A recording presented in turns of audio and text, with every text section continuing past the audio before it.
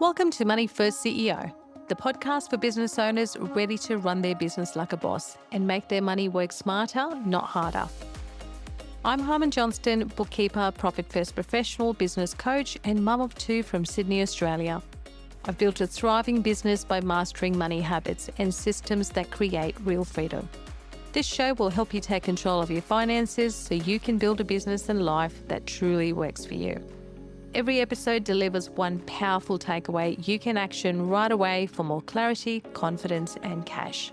And from time to time, I'll be joined by special guests, fellow entrepreneurs, experts, and real business owners, sharing their money wins, lessons, and insights to inspire your next move. Because when you put money first, you unlock the options and freedom you deserve. So hit follow, grab your coffee, and let's dive in. Welcome to the Money First CEO, where we believe if you put your money first, the rest will follow. And today is a special episode, as it's the first time I'm bringing on a guest. So just last week, we had ProfitCon, which is our annual conference for Profit First professionals in Australia and New Zealand. This was my fourth ProfitCon, and it was on home ground in Sydney. And this is also a conference where we meet the person that changed our lives and our businesses, and that is Mike Michalowicz. So as my special guest today, and the first guest on my podcast, I'm excited to kick things off with none other than Mike Michalowicz. Mike is the author of 9 business books, including Profit First.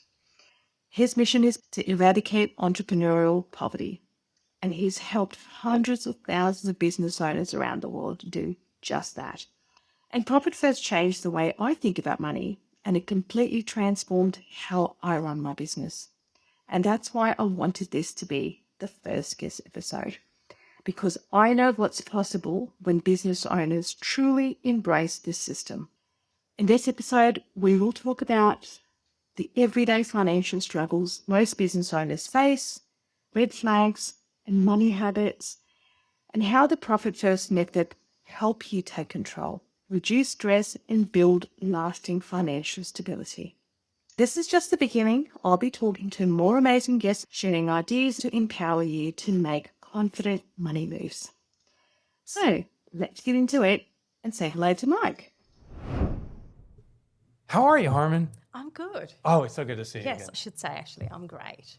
Oh, yeah? Why did you say great? Because this time of year, there's so much happening in terms of professional development space, like conferences and meeting other business owners that are in the same boat as me and just Great. taking it all in. What's been your favorite conference so far? I've just come back from Women in Business Conference on the Gold Coast. Oh, nice. Yeah, and that was amazing. And now we have ProfitCon starting tomorrow. So hopefully that'll be the next one. Yeah, I can't wait. So you came armed with some questions, it looks like. Yes, I have. Let's do it. So let's go. What's the number one money mistake business owners make that keeps them stuck and overwhelmed? I think they think that you grow a business by spending more, and it's such a mistake. There's a confusion. A lot of business owners say that they're scaling their business when they're in fact growing a business, and I want to differentiate those. Scaling is where you grow an organization by removing or refining the resources. So it takes less input to get bigger output. But growth in the traditional sense is you keep on putting more and more in to get more and more out. Most business owners think they're scaling when they're actually growing. They keep on incurring expenses. They say, I'm not profitable, but if I grow a little bit more, if I sell just a little bit more, I'll be successful. But when they sell a little bit more, they need to incur expenses to support that. And I see businesses hit $1 million and they're not profitable. And they say, well, maybe it's 250 or 2 million. They had 2 million, not profitable, and 3 and 5. I know businesses doing tens of millions that's not profitable. Yeah. And it's absurd. The solution is implement Profit First from the get-go. They be profitable. When you take your profit first, you have less money to spend on resources, which means you are forced into scalability. How do I use a scant amount of resources to amplify the outcome I want? Fewer things done right is what scaling is. Yeah, I was talking to a lady and she said, my business was doing so well, but I lost track of my expenses, and all of a sudden I wasn't as profitable as I was when I started. Isn't that crazy? Yes. And I was like, you need profit first. And she goes, oh, would that make a difference? I said, you'll be alerted a lot earlier and you'll hopefully take action a lot sooner than leaving it too late. Brilliant. I have a saying, profit first doesn't fix your business. It tells you what needs to be fixed within your business. Yes. So you take your profit and now you have to figure out how to make it happen. It's reverse engineering. Yes. And you see, oh, I'm overstaffed, or oh, I'm paying too much for these supplies and so forth. Yes. And to your point, Harmon, you have to make hard decisions before you're forced into it. Your business will be healthy, as opposed to many business owners that don't take profit, but that decision is still going to have to happen, usually when you're going out of business or in a very dark spot. Yeah, definitely. So for someone who's overwhelmed and cash, Which is everybody. It seems yes, like. everyone running a business. Yeah. And cash is tight. What's the simplest way to start implementing profit first? Well, I think there's actually two ways. So if you're going solo, the best way to start is by a slow version of the implementation. If I'm by myself and I want to become profitable, I allocate 1% of my income to a profit account. And the reason I start with 1% is it's inconsequential to your business operations. If I make $1,000 today and I take 1%, that's $10. I hide it toward profit. I can run my business off $990. But what is consequential is you start seeing small results. This is based upon behavioral work by B.F. Skinner. He said in the research in the early 1900s that consecutive small wins builds kind of this muscularity around that process.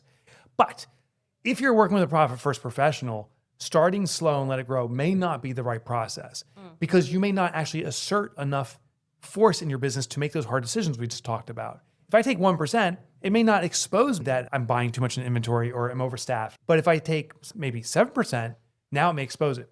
So what a profit first professional does is investigate the business and say, oh, you know what? If we move to 6% profit, we're going to start putting pressure on the business in the right way. If we go to 10%, it's going to be too much and it's going to injure them. If we go down to 4%, it's too little, they won't notice. We should start at 6. So when you work with an expert like yourself, you bring in this gauge to get the fastest results. You'll move much quicker. The analogy I use is like the gym. You can work out at the gym by yourself and be very successful. But when you have a trainer, first of all, there's a higher level of accountability. Secondly, since you're paying them, you're more likely to show up just because you're invested in this outcome. Thirdly, they're going to show you exercises that give you results, but won't injure you. If you go alone, you may overdo it. You may underdo it. The people who go to a gym without a trainer, the fall off rate is massive. I think it's something like over 70% of people that join a gym won't show up again. The people that join a gym with a trainer, the compliance is like 90%. If you have a trainer for life, you never give up. It takes so much longer too, doing it by yourself. The mistakes, the injuries, the errors, a trainer is the superior method if you want to get healthier, faster results. And I think when it comes to money, you need that accountability factor. I have a profit first professional. People go, oh, Mike, you wrote profit first? You don't need one. I'm like, yeah, I need the accountability too. Every Thursday, Karen and Linda, who are certified profit first professionals, get on the phone with me. We go through all the numbers and discuss it. What I also like as a business owner myself is I know based upon my profit first accounts and my bank accounts where I stand, but I don't know the nuances. So I would call them and say, well, I don't like the way our profit first account is trending. What is the indicator of this? And I say, the profit margins have dropped in this area. They give me those nuanced parts that I would never look at on my own. And that's why it's a great partnership. Yeah. Plus, you probably don't have time to look at all the numbers. That's if true. you're out there working, you don't have time. I don't have time. And I'm just not good at it. It is not my thing. Well, that's another thing I hear all the time. I'm just not good with numbers. So I'm just going to ignore it. Right. Let's just say you're not good with numbers is appropriate. Match yourself up with someone who's good with numbers. And good with numbers to me doesn't mean you're not intellectually capable. It's just not your desire. Find someone that loves to go through the numbers. You got a great partnership. Another question I do get from clients is how much money you need in order to start profit first. Like, fine, I can go and open the 5 core accounts, but I've only got $1,000 and what to do. I know the answer, but I'd like to hear from you. If you have $1, you have enough. Because what people don't understand is profit first is a percentage-based system. People say, well, I need to make profit before I take profit. I think there's a misunderstanding. The reason we do profit first is it tells you how to structure your business. If you wait for profit to happen, well, you don't know how to structure your business. The likelihood of getting profit is unlikely to happen. Ironically, the smaller the business is that starts profit first, the more successful they are. So I was talking with this one company. They're doing millions in revenue. and they're trying to implement profit first. They said, it's challenging us. We don't know if we can cut these costs. We're too established. We have routine, we have customers, and they're fighting it. I worked with a brand new business with a profit first professional. They had no revenue. We said, you're going to take 40% profit or whatever the number was. And I said, okay. Within months, they were hitting those numbers. Now, here's the funny thing. Those two businesses, the exact same industry. They were competitors, a startup versus established, but the startup was crushing it because they didn't know the rules. And therefore it worked. And the other business, they had their established way and they were struggling with it. The earlier you start, the better. The smaller you are, the luckier you are. But no matter what your size, start today. Yeah, another thing I say is business owners, especially the ones that say we're not good with money, it gives you guidelines in terms of percentages, what you need to be paying yourself, what you need to be putting aside for tax and profit. Otherwise, you're just running blind. The number one mistake I see business owners make is they don't pay themselves. Yes. And they then say, I can't, but I have a successful business. And I'm like, you don't have a success. If you're not paying yourself, you don't have a successful business. Yeah. You are a crutch to the business. The business is literally sitting on your shoulders and you're pulling it along. That's the most unhealthy thing I've ever seen. We have to pay you appropriately. And the best way to look at that is if, Harmon, you left your business today and I had to replace you with an employee and she had to work as hard as you, be as knowledgeable, be as effective at sales, do podcasts, what would I have to pay her? A boatload of money. Yes. Well, guess what? Your company found her. It's you. And if your company has you, we have to get there. And maybe it's not going to happen immediately because you haven't been doing that, but we must move there quickly. Yeah, no, that's a big one. So women tend to approach money differently in business. What have you observed? Different. I won't say good or bad. Just different. I've worked with men, I've worked with women, and I've worked with partnerships that are men and women. And I have noticed a distinct difference. Women consistently are more thoughtful around their numbers, a lot more considerate. With the cost of delaying, I see women say they get caught in the nuances and seem to take very slow, dip the toe in the water steps. The problem or the challenge that those women face is the rollout takes a longer time. Conversely, men seem to move much more definitively. But the problem is there's no thought or calculation and they do numbers that are harmful to a business. Women, as a generality, don't start soon enough. Men do it to too much of an extreme. Both are hurting themselves. I wish we could combine the man's decision to move and the woman's thoughtfulness and we'll nail it. The funny thing is when you see partnerships between men and women, I'm like, oh, that will work. It doesn't work. One takes the dominating position every time. Like the woman's like, well, I'm going to run this. And the guy's like, okay. And then there's conflict. Or the guy runs it and the woman doesn't. There's conflict. Yes. So I found the best, it's no surprise, is bring in an outside expert. Bring in the expert that will complement what you're doing. If you're a fast driver and you just go, get someone that will bring the thoughtfulness so you don't make a mistake. If you're someone that's very thoughtful, get someone that's going to put a firecracker under your butt and move. Yes. That was my next question as to how women can become more profitable and financially resilient. Yeah. Avoid the hesitation. Don't try to change who you are. Like you're you and I'm me. Find that partner, particularly someone that's not emotionally attached to your business. That's why an outside expert, my coach, my business profit first professional, all these people are outside my business. They have a vantage point without emotion, but they fill the gaps or my weak spots. Yeah. So if you're slow to reach a decision to serve your business, that is indicative of thoughtfulness, but at a certain point, it's going to hurt you. Bring in that person that's going to push that along. That's simply it. Yeah. And I think a big one for women is not paying themselves. It frustrates me too.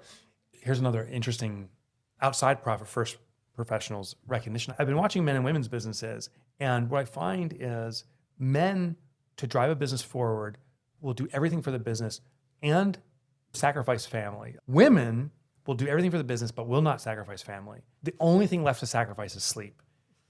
There's burnout. Yeah. More women sacrifice their physical health through sleep. Men will sacrifice the relationship with their family. I'm not saying either one is healthy, but women that are doing that are putting themselves into an early grave. Do not sacrifice your sleep.